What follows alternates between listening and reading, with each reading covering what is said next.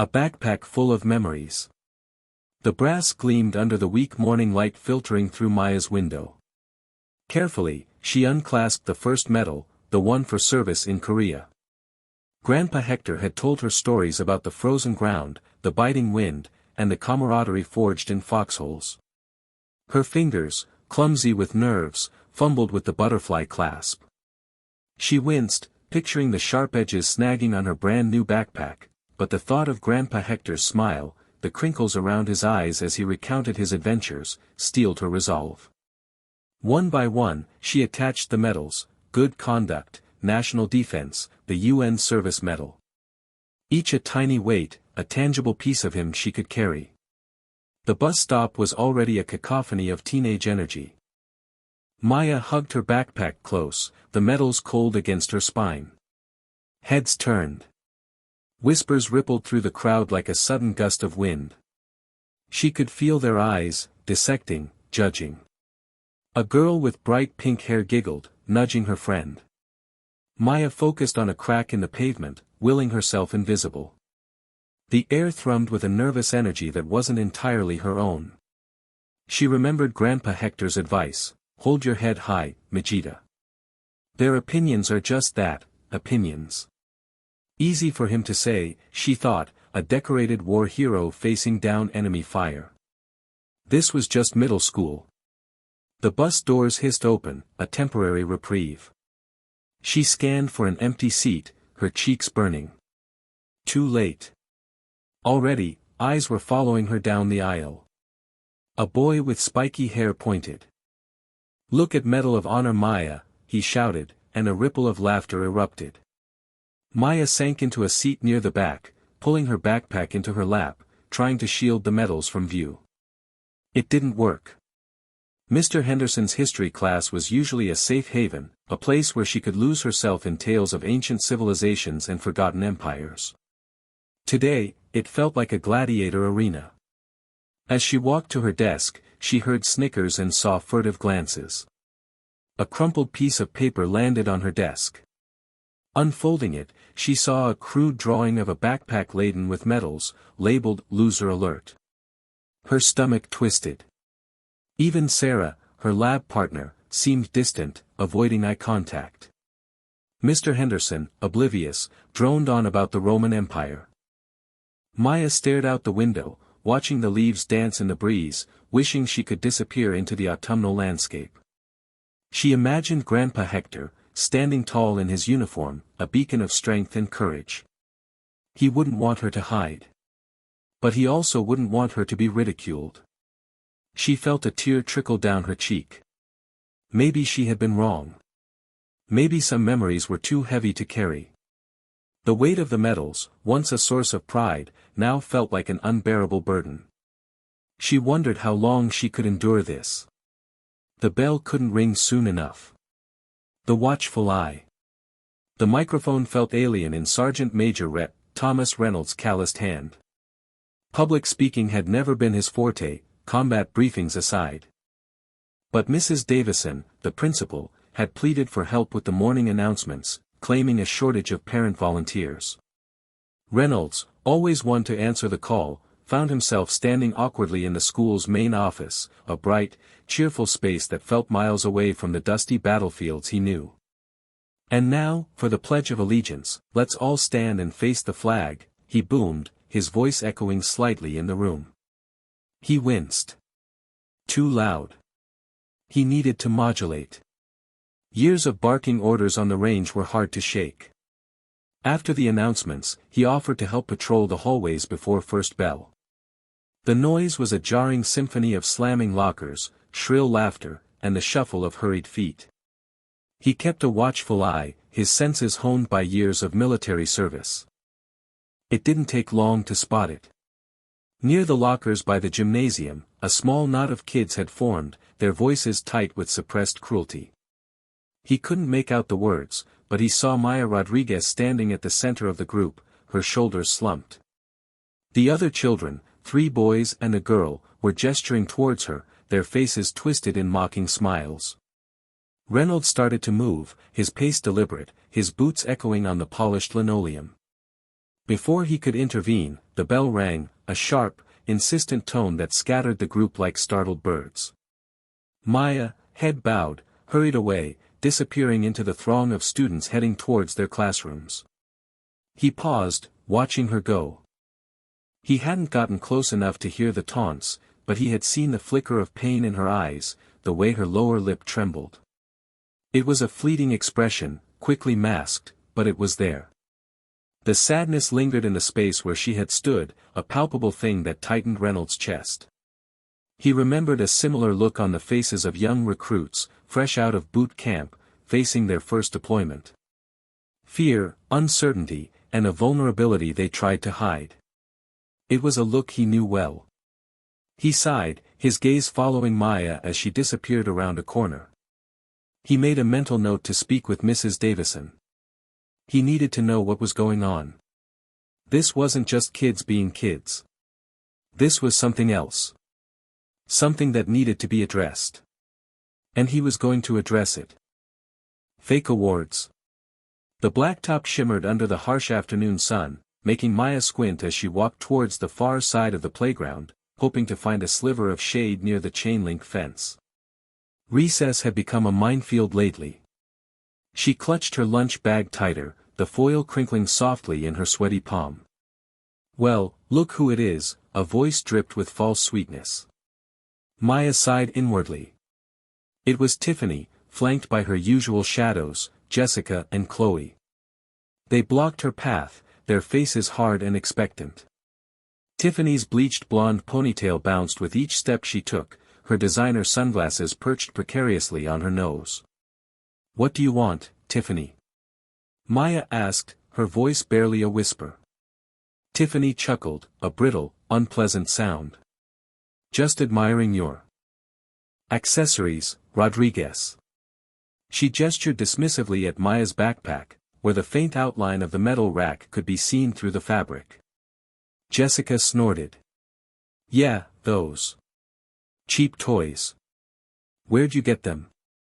"The dollar store." Maya's cheeks flushed. She hated this. Hated the way they made her feel small and insignificant. "They're not toys," she mumbled, trying to push past them. Chloe stepped in front of her, barring her way. "Oh, really? Then what are they?" "Some kind of participation award for breathing." She and Jessica exchanged a high five, their laughter echoing across the asphalt. Tiffany stepped closer, her voice dropping to a menacing whisper. "We know they're fake, Rodriguez. You're not fooling anyone. Trying to pretend you're some kind of hero? Please." She emphasized hero with a sneer that twisted her features. Then, the three girls straightened, and in unison, performed exaggerated, mocking salutes. "Present arms, Private Rodriguez." Tiffany shrieked, dissolving into another fit of laughter. Maya's hands clenched into fists. She wanted to run, to disappear, but she forced herself to stand her ground. The heat radiating from the blacktop seemed to amplify the burning humiliation in her chest. She could feel tears pricking at the corners of her eyes, but she refused to let them fall. She wouldn't give them the satisfaction. "Leave me alone," she managed to choke out, her voice trembling despite her efforts. Tiffany tilted her head, her eyes narrowed behind her sunglasses. "Or what, Rodriguez? Are you going to use your superpowers on us?" Another round of mocking laughter erupted. Suddenly, the bell rang, its shrill sound cutting through the taunts like a knife. Recess was over. A wave of relief washed over Maya, quickly followed by a chilling realization: school wasn't over, and this definitely wasn't either. A soldier's story. He was a soldier. Maya's voice cracked, barely audible above the lunchtime roar. She squeezed her eyes shut, willing the tears stinging them to retreat. The sticky linoleum of the cafeteria floor seemed to mock her, reflecting the harsh fluorescent lights back at her face, highlighting the tremor in her chin. "Oh, really?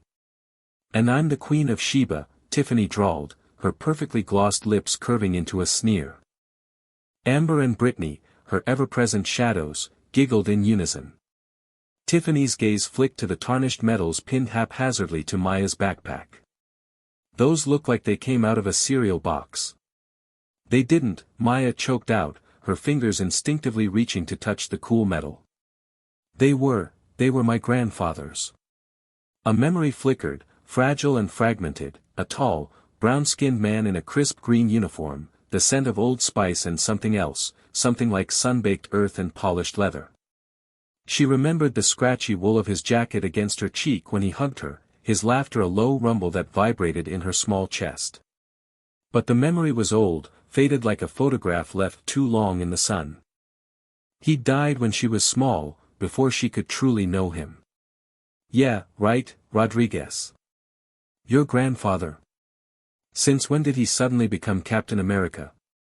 Brittany snorted, earning another round of giggles from her accomplices. Maya swallowed hard, the lump in her throat feeling like a stone. He served. He was in the army. I don't remember much, but he was. My abuela has pictures. Tiffany raised a perfectly sculpted eyebrow. Oh, I'm sure she does. Probably photoshopped, just like those medals you glued onto your bag. Trying to impress someone, Maya. Newsflash, no one cares about your little fantasy world. Amber leaned in, her voice a low hiss. Maybe she bought them at the flea market. Trying to get some attention, huh, Maya? Pathetic. The blood rushed to Maya's face. The cafeteria blurred, the noise of clattering trays and boisterous conversations fading into a dull hum. She wanted to scream, to lash out, but the words caught in her throat.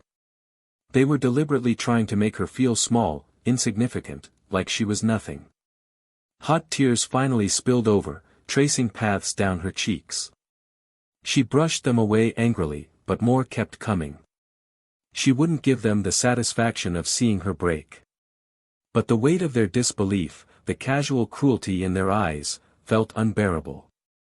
The medals, her grandfather's legacy, now felt like a brand, a target for their scorn. She wanted to rip them off her bag, to disappear, to be anywhere but here, under their judging gaze. The bell signaling the end of lunch couldn't come soon enough. She clutched the strap of her backpack, the cold metal of the medals digging into her palm, a small, desperate anchor in the storm. Intervention. The sneers were getting louder, sharper. Maya hunched further into herself, clutching the small, velvet box tighter. Tears blurred the already faded ribbons on her medals. Leave me alone, she mumbled, but the words were swallowed by the rising tide of taunts. Look at all her shiny participation trophies, a voice dripped with sarcasm. Did you get one for breathing, Maya? Probably got one for showing up to school, another chimed in, and the group erupted in laughter. The air thickened, not just with humiliation, but with a prickling sense of unease. A shadow fell across the group. The laughter died abruptly. All right, knock it off. The voice was low, gravelly, and carried the unmistakable weight of authority. Sergeant Major Rhett Thomas Reynolds stood behind them, his frame still ramrod straight despite the years. His eyes, usually crinkled in a perpetual squint, were hard and fixed. He didn't shout, didn't raise his voice, but the command in it was undeniable. The bullies, suddenly subdued, shuffled their feet. One, a lanky boy with a sneer permanently etched on his face, tried to bluster. We were just. Reynolds cut him off with a single, raised hand. I said, knock it off. All of you. Now. Go find something useful to do with your time. They scattered like startled pigeons, muttering under their breaths, but none dared to defy him. Reynolds watched them go, his gaze unwavering, until they disappeared around the corner of the school building. He turned his attention to Maya, who was still huddled on the bench, her face buried in her hands. He approached slowly, deliberately, like he was approaching a skittish animal. Miss, he said, his voice softening, Miss Rodriguez, isn't it? Maya flinched but nodded hesitantly, not daring to look up. Those were some unkind words you were receiving. He paused, choosing his next words carefully. Those medals, are they yours? She nodded again, still avoiding eye contact. May I take a look at them? He asked, extending a hand, palm up.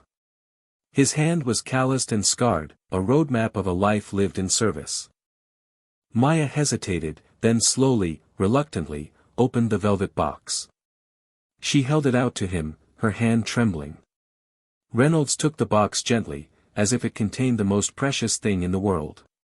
He didn't open it immediately. He simply held it, his gaze fixed on the worn velvet. Then, with deliberate slowness, he lifted the lid. The dull gleam of the metals caught the afternoon sun. He picked one out, his thick fingers surprisingly deft as he turned it over, examining it closely. He murmured something under his breath, a sound Maya couldn't quite catch. The Bronze Star. Sergeant Reynolds arrayed the medals across the scarred workbench, the overhead fluorescent lamp catching on their surfaces in a cold, clinical gleam. A pathetic spread, really, base metals, frayed ribbons, haunted by the ghosts of dust and a whisper of potpourri. He started with a purple heart, a fractured field of white stars cradling its regal, though blood-bought, namesake. Right, Purple Heart. Earned through flesh and fire. Sadly, never in short supply. He nudged it aside. Next, a National Defense Service Medal, a participation trophy for wartime proximity, and a Good Conduct Medal, bestowed for not screwing up too badly. Run of the mill, he rumbled, his thumb tracing the weave of the ribbon. Just the usual. Maya watched, a knot of tension in her shoulders, her attention riveted to the tabletop display. She hadn't uttered a word since presenting him with the box. A fleeting glance revealed the clench of her jaw, the nervous dance of her fingers on her t-shirt's edge. He resumed his inventory, sorting through the hoard.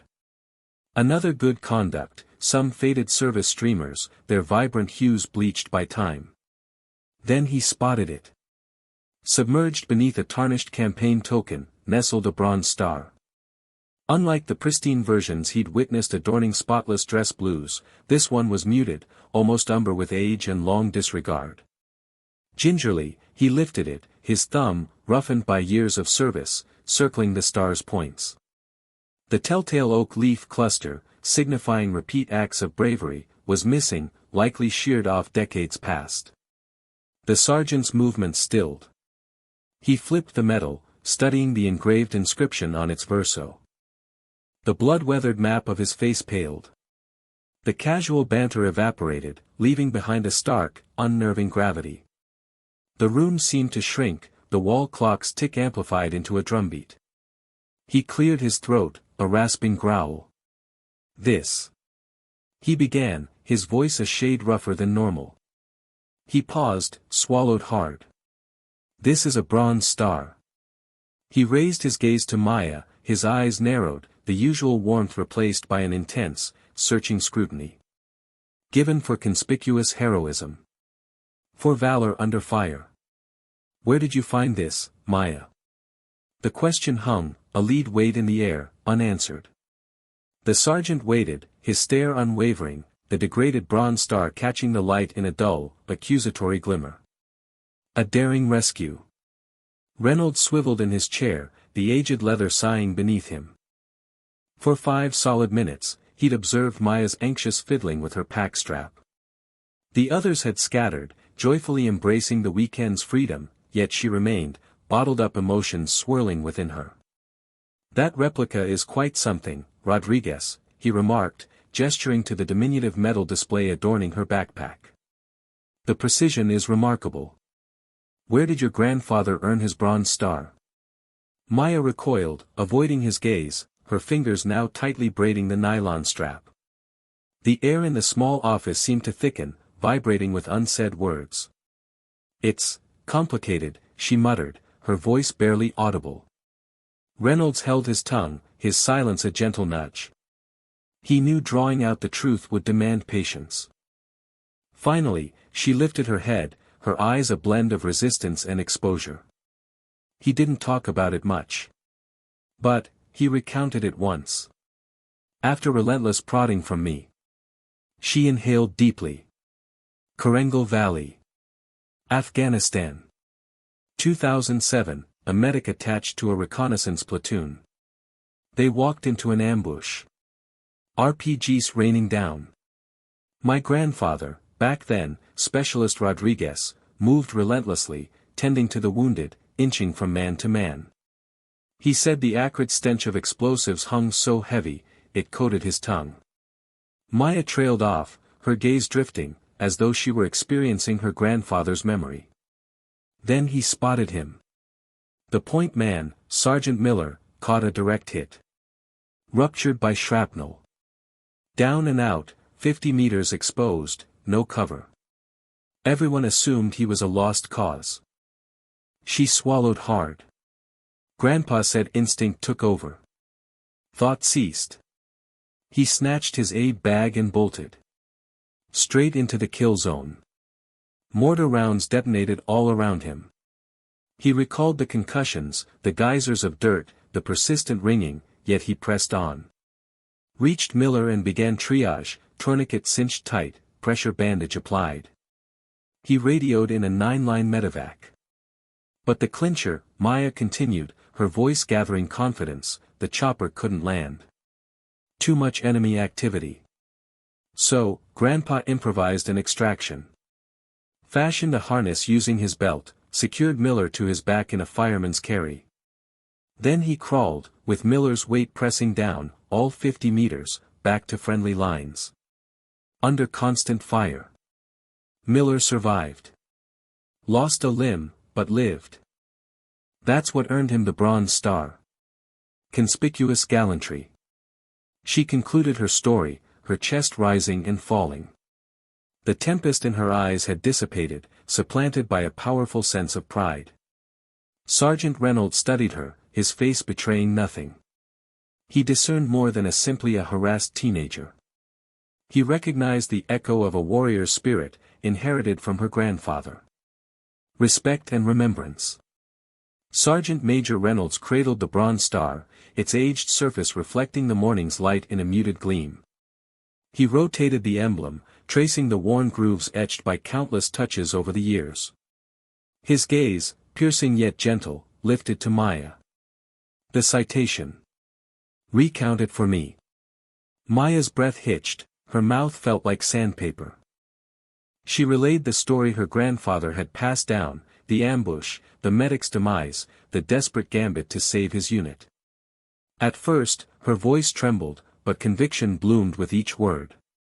The recollections, burnished by memory, were starkly defined, the biting reek of spent rounds, the soul-shattering cries, the ceaseless rain that painted the world crimson. Reynolds absorbed every syllable, his expression an impassive shield. Silence hung heavy after she concluded. Finally, a slow nod. The narrative aligns. It mirrors what a Bronze Star with valor signifies. His gaze drifted to the window, lost in some private vista. I witnessed my share of ugliness in Kandahar. Nothing mirroring that inferno, but enough to know, war refashions a man. Sometimes into something wretched. Sometimes, it unveils his very essence. He raked a hand across his clipped gray hair. Dragged a kid from a roasted Humvee, no older than 19. Horribly scorched. All he wanted was to see his mother again. Dawn never came for him. The memory cast a visible shadow on his face. He placed the medal on the table, the soft clink echoing in the stillness. This, he said, tapping it with a stout finger, isn't mere metal. It embodies sacrifice. Grit. Devastation. It signifies the unbreakable brotherhood forged in the crucible of war. Your grandfather paid that price. He earned his place in memory, his due respect. He focused on Maya, his eyes hardening into granite. Those punks, mocking this? They're blind to what they belittle. They haven't earned the right to share the same world as a man who stared into the abyss your grandfather faced. He pushed to his feet, the chair screeching in protest. We're rectifying this, Maya. We're ensuring they grasp the gravity of their actions. We're instilling respect. We're guaranteeing your grandfather's valor is enshrined, not erased. He strode toward the doorway, spine rigid. Let's move. Time to raise hell. A legacy preserved. The knot in Maya's stomach eased at the sight of them. Marco and Luis, usually so imposing, were reduced, shoulders slumped near the bicycle stands, towing the pebbles like chastised children. Maya, Marco mumbled, avoiding her gaze. We're really sorry.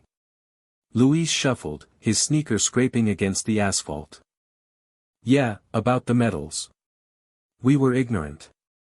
We didn't know about your grandfather. Maya folded her arms, suspicion still a live ember within her. Didn't know what? That he was a war hero? That they were earned in blood and sacrifice? Marco finally met her eyes, color rising in his cheeks. That he gave his life to save others. We just assumed it was showing off. He paused, swallowing hard. We acted like complete fools. Luis nodded, his expression a mask of remorse. Sergeant Reynolds set us straight. He filled in the blanks, showed us some articles about your grandfather's valor. We just didn't get it. A tentative smile touched Maya's lips. Justification warmed her from the inside out. It's water under the bridge, she conceded, though the slight still lingered. Just, don't let it happen again. Reaching into her backpack, she carefully secured the decorations to her jacket. Each felt substantial, imbued with a weight far beyond mere metal. Sergeant Reynolds was waiting, his truck a polished obsidian gleam in the afternoon light. Rodriguez, he greeted, his tone clipped, but a glimmer of something akin to compassion flickered in his eyes. Ready to craft something lasting? The following hours offered a masterclass in precision and honor. In the sergeant's garage, thick with the aroma of cedar and motor oil, Maya absorbed the mantra of measuring twice, cutting once. He steadied her hands as they joined the rich walnut frame, stressing the need for acid-free backing and UV-filtering glass. This ain't just a container, Rodriguez, he rasped, his voice unexpectedly gentle. It's a tribute. It demands respect. He showed her how to arrange the decorations, the ribbons a vibrant burst against the somber backdrop. He identified the Purple Heart, the Silver Star, the Combat Action Ribbon. Each a silent echo of her grandfather's courage. He then assisted her in placing a photograph, a youthful image of her grandfather smiling with unwavering confidence in his dress uniform. As the final screw found its home, Maya stepped back, a surge of devotion filling her. The shadow box was flawless. Beyond flawless, it was a tangible piece of her grandfather, his legacy given form. That evening, she carried the memorial into her grandmother's living room. Abuela Elena sat in her familiar armchair, her face a roadmap of the years. Maya gently set the box on the mantelpiece. Elena's gaze lifted, her eyes widening as they absorbed the polished wood, the radiant ribbons, the beloved face within the frame. A single tear escaped and tracked a glistening path down her weathered cheek. Mijo, she breathed, her voice thick with grief and love. My son. She extended a trembling hand, tracing the lines of the silver star. Thank you, Maya, she whispered, her voice barely audible. This is magnificent.